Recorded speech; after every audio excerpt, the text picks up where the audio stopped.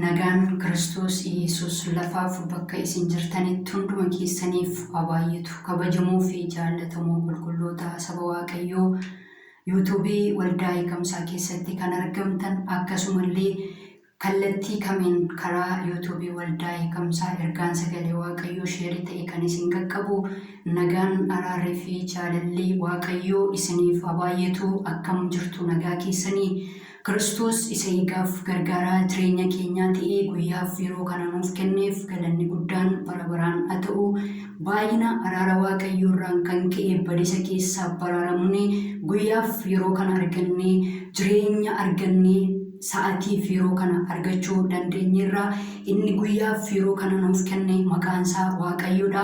Maqaan Waaqayyoo Gooftaa bara baraan kan eebbifame haa ta'u egaa karaaf kallattii kamiiniyyuu karaa yuutuubii waldaa eegamsaa hojii mootummaa Waaqayyoo hojjechaa kan jirtan akkasumallee kallattii kamiin karaa obboloota keessanii sagaleen Waaqayyoo karaaf kallattii kamiin sheerii ta'ee kan isin bira ga'u Waaqayyo guddaa godhee hunduma keessan haa eebbisu eebbifamaa ayyaanni Waaqayyoo isiniif haa baay'atu akkasumallee yuutuubii waldaa eegamsaatiif haaraa kan taatan sabiskiraayib laayikii fi sheerii gochuudhaan akka isin yuutuubii waldaa eegamsaa kana jajjabeessitan asumaan isin jajjabeessa Waaqayyoo isin haa eebbisu ayyaanni Waaqayyo Gooftaa hunduma keessaniif haa baay'atu. Egaa anis obboleettiin keessan carraa argadhee Waaqayyo na gargaaree kunoo gidduu keessanitti argameen jira. Kanan qabadhee gidduu keessanitti argame walaloodha. Waaqayyoof galanni guddaan haa ta'u baraaf baroota keessatti eege gargaaree guyyaaf yeroo kana nuuf kenne carraa kana isa nuuf kenne Waaqayyoon guddisnee galateeffanna. Maqaa Waaqayyoo Gooftaa bara baraan kan eebbifame haa ta'u mata duree walaloo koo utuu Waaqayyoo gara keenya hin taane jedha. Utuu Waaqayyoo gara keenya hin taane silaa nuti yoona jireenyi keenya awwaalamee ture badisa gar malee du'a gar malee caba gar malee nu oolche Waaqayyoon wajjin ta'uu isaarraa kan ka'e nuti du'a keessaa baraaramne maqaa Waaqayyoo Waaqa jiraataa bara baraan kan eebbifame haa ta'u.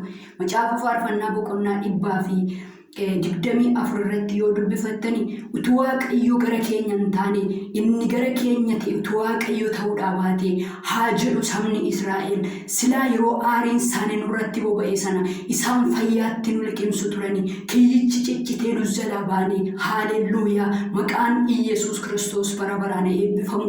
Utuu Waaqayyoo gara keenya hin taane ta'e nuunis utuu Waaqayyoo gara koo hin taane ta'e utuu Waaqayyoo gara keessan hin taane ta'e galaanni hamaan sun nu fudhatee bada ture warri afaan banan nu liqimsu turani boollichi maqaa isaatiin nurraa duude galaanichi maqaa isaatiin nurra darbe kiyyichi maqaa isaatiin nurraa cicciteera nuti warra jiraatoo taaneerra inni jireenya nuuf kenne maqaan isaa Waaqayyoodha. Haalelluuyaa kanaafiyyuu inni Israa'elotaa wajjin ture har'as nu wajjin jira. Waaqni keenya Waaqa amanamaadha. Waaqa bara baraan jiraatudha. Barri kan isan jijjiirre haalli isa kan hin jijjiirre yeroon kan isan jijjiirre bara baraan haala jijjiiree rakkina namarraa jijjiiree haalelluuyaa kan nama jiraachisu Waaqayyoodha. Kanaafiyyuu har'as waan si qabe keessaa maqaa Iyesuusiin ba'uu danda'e rakkina si qabe keessaa sodaa si qabe keessaa abaarsa si qabe keessaa cubbuu si qabe keessaa humna dhiiga Iyesuusiin ba'uu danda'e maqaa Waaqayyoo haa eebbifamu. Kiyyichi Israa'elitti irraa ciccite sirraa isa ciccitu maqaa Iyesuusiin galaanichi Israa'elota duraa gargarirame galaana ta'ee kan si danqe kiyyoo ta'ee kan si danqe gaara ta'ee kan si danqe humna dhiiga Iyesuusiin dura keeti kan galagale haa ta'u maqaan Waaqayyoo haa eebbifamu. Kanaafiyyuu inni nu wajjin jiru tu Waaqayyo ta'uudhaa baate galanni Yesuusiif haa ta'u silaa nutu bada ture.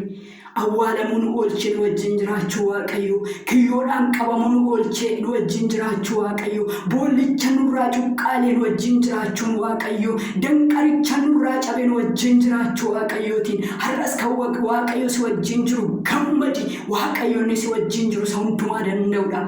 Haalelluuyaa galanni Yesuusiif haa ta'u. Waaqayyo si haa eebbisu. Walaloo kottan fufaa akkas jedha. Utuu Waaqayyoo gara keenya hin taane silaa nutu badaa soora laatti taane al tokkoof nu buufne gurmuusaat nu baate oolaa aarsaa ta'ee du'a keenya du'ee jireenya nuuf laate. Al tokkoof nu buufne gurmuusaat nu baate oolaa aarsaa ta'ee du'a keenya du'ee jireenya nuuf laate. hoolaa aarsaa ta'ee du'a keenya du'ee jireenya nuuf laate. Nuti orma turree gatamoo warra seenaa hin qabne Waaqayyo Abbaatti nu araarsuuf jedhee Kiristoos Yesuus lubbuu isaa nuuf kenne. Nuti orma turree gatamoo warra seenaa hin qabne Waaqayyo Abbaatti nu araarsuuf jedhee Kiristoos Yesuus lubbuu isaa nuuf kenne. Waaqayyo Abbaatti nu araarsuuf jedhee Kiristoos Yesuus lubbuu isaa nuuf kenne. Du'e achiin hin hafne du'a moo'ee ka'ee mirga Abbaatti ol ba'ee jireenya nuuf eeyyame. Du'e achiin hin hafne du'a moo'ee ka'ee jireenya nuuf kennuuf mirga Abbaatti ol ba'ee jireenya nuuf kennuuf mirga Abbaatti ol ba'ee. Garaan keessan hin raafamin anatti amanaa abbaa koottis amanaa. Mana abbaa koo keessa iddoo jireenyaa baay'eetu jira. Utuu hin jiru ta'ee anuu isinittan hima. Garaan keessan hin raafamin anatti amanaa abbaa koottis amanaa. Mana abbaa koo keessa iddoo jireenyaa baay'eetu jira. Utuu hin jiru ta'ee anuu isinittan hima. Dhaqeen isiniif qopheessaa. Mana abbaa koo keessa iddoo jireenyaa baay'eetu jira. Dhaqeen isiniif qopheessaa. Mana abbaa koo keessa iddoo jireenyaa baay'eetu jira. Anis achi deemee iddoo isiniif nan qopheessaa jedheenni abdii nuuf galee Yesuus amanamaadha. Anis achi deemee iddoo isiniif nan qopheessaa jedheenni waadaa nuuf galee Yesuus amanamaadha. Jedheenni waadaa nuuf galee Yesuus amanamaadha.